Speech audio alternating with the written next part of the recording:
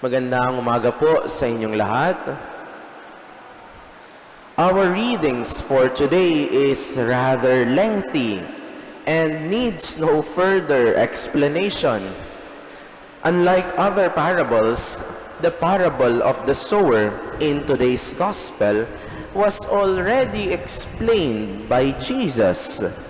And maybe many of you are already familiar with our gospel today.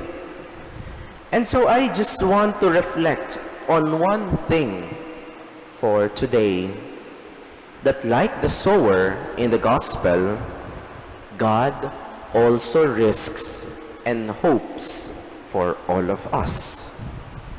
Yes, no matter how impossible, no matter how hopeless.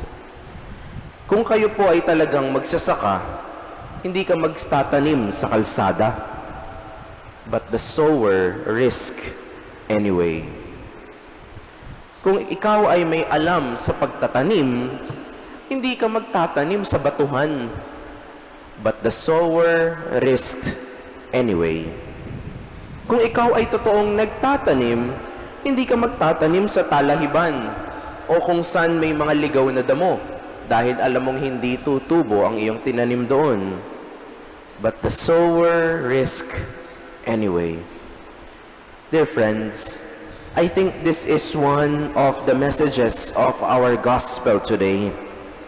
And in this Jubilee of Hope, it is just right and fitting to remember that God risks and hopes for all of us. Kahit parang wala na, kahit parang walang pag-asa, kahit parang suko na, kahit mukhang lugi na, kahit parang ubos na. God hopes for us.